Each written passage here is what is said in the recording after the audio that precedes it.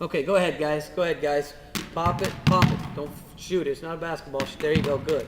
Good. Get firmer with your release. All right, what we're doing here is what we call forearm to fingertips. I don't really like drills where we put the glove under the elbow and so we can't really free up our arm action, all those types of things. What we're doing here is we're not making a wrist flick or a wrist flip, because we all know that at release our wrist locks up regardless of what type of pitch we're trying to throw. What we're trying to do here is we're trying to work from our release point, and we're trying to work from our forearm to our fingertips on release. We're trying to get some spin out of the hand. We're doing this with what we call Kinko balls, and we're throwing it on the wall. These are non-marking balls, which you guys will probably want to use inside. We have our glove on our chest because that's where it's going to finish. We have our eyes level and our head up. If we wanted to, we could switch to throw change-ups now, guys. Do the same thing with change-ups. If we wanted to, we could switch our grip to change-up grip. We could switch our hand action here in this drill too. But primarily, we're just trying to work on forearm to fingertips, shooting it out to release point with our chest already squared up and our glove on our chest. All right, go ahead, guys. Good. Now this next drill is what we call two-knee arm action. And what we're really focusing on here is we want the ball to come out of the glove and the arm to swing and then redirect with no stops or no hitches. Nothing on the backside where they freeze it or hold it or try to make some kind of L. It's just going to be a natural movement where we swing it and throw it. They're going to angle their knees a little bit to approximately 45 degrees, maybe a little bit greater depending on their flexibility. They're going to try to finish with their head right in the middle, their eyes level, so there's not a lot of lean. We don't really want to lean over. Try to stay a little more straight up here. We want to make sure that our glove gets out front and that our chest comes to our glove.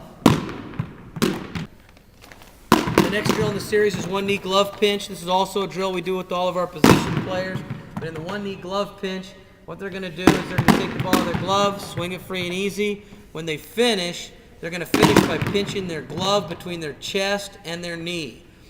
This is a teaching point, so they automatically know if they got their head out over their front foot, their chin out over their front foot. They also know if they kept their glove on line. If their glove flies off line or drops, they won't be able to pinch it. If their head doesn't finish out over their front foot, they won't be able to pinch it. So this is a pretty good drill, especially for young players.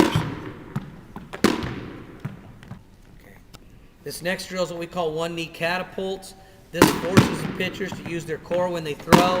It also forces them to get their chin out over their front side and really finish. So they're going to start in the same one-knee position as they did in the glove pinch. And then when they throw, they're going to catapult themselves all the way to their feet. One-knee catapult. All the way up. Fairly athletic drill.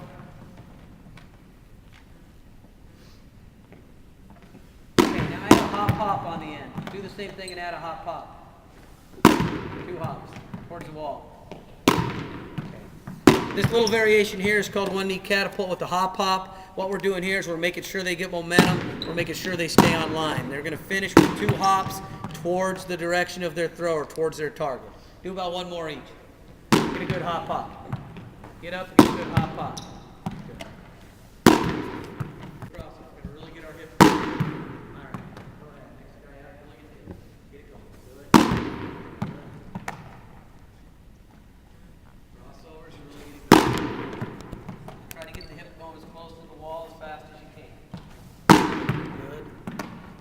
What we're doing here is we're starting them in a crossover position, their front foot crossed over their back. The reason we do this is to emphasize hip lead, so they get the feel of their hip really leading towards the wall. We want them to get momentum and be athletic. We want their hip to go as close to the wall as fast as they can. Do a couple more here, guys. Keep going towards the wall, Adam. I don't want anything straight up and down. I want everything coming forward.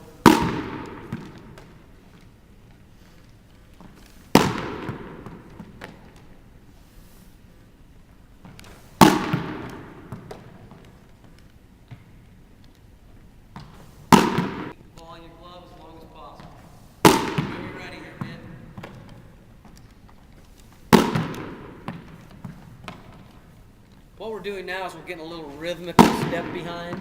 We're just going to start with the ball in our glove, keep it in the glove. Keep it in the glove, Mason. Keep it in the glove. Ball's in the glove, keep it in the glove till you're ready to throw it. We're just doing a little step behind. As we step behind, what our point of emphasis in this drill is to take our glove side knee, and we're going to take it as close to our back shoulder as we can. Get good leg lift now. Step behind, good leg lift. We get a cut there.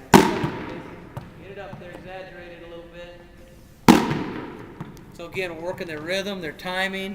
We're trying to work on their athleticism, their flexibility to a certain degree. We want to get that lead knee up as close to the back shoulder as we can, while still traveling in a straight line with a little bit of rhythm. Get the back knee up. There you go. Or get the front knee, back shoulder. Front knee, back shoulder. Get that lead knee to the back shoulder. Do about 2 more each. About 2 more each.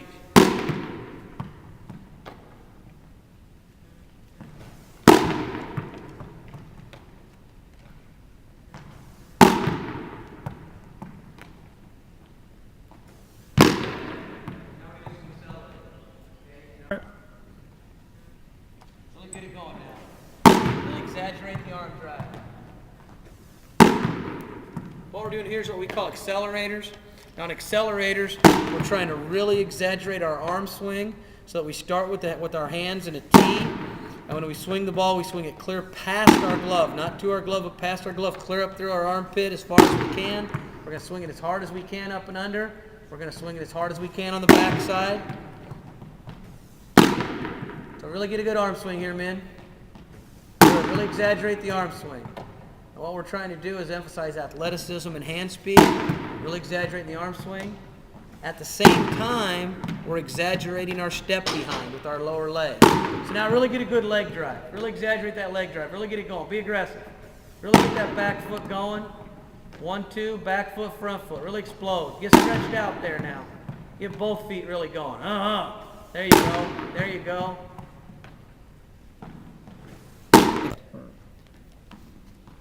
A couple more, guys. Really exaggerate. A couple more. Accelerators are not only good to develop hand speed, but they also promote athleticism, and they force your upper and your lower half to work together. Your upper half and your lower half have to work together.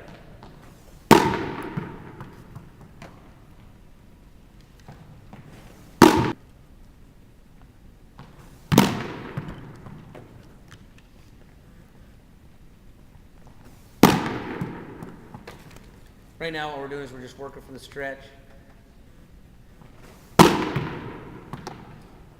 And one of the things that we want to emphasize in the stretch is that if we get good hip momentum and good lead hip drive, our lift leg is going to be up and down in under 1 second, whether I lift my knee all the way to my back shoulder or not. Because I can only keep it in the air so long. And so what that does, it allows us to not change our stretch. We get consistency between our stretch and our wind.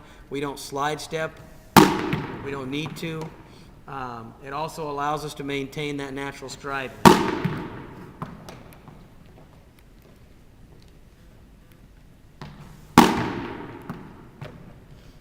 right, let's switch and let's go to the wind.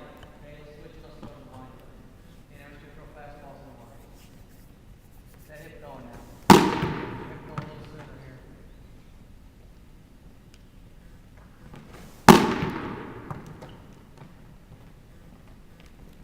Now what we would like is for our stretch and our wind up to have consistency, so our stride length is about the same. Again, with hip momentum, we think that happens naturally, so we really spend a lot of time trying to teach hip momentum.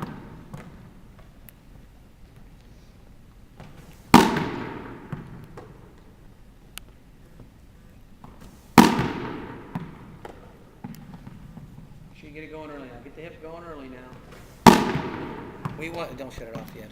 We want our hips to go as soon as our hips get in line. When we're in the windup, whether we're a forward step, back step, sideways step, as soon as my hips get in line with the target, that's when I want to get my hip momentum and really get going.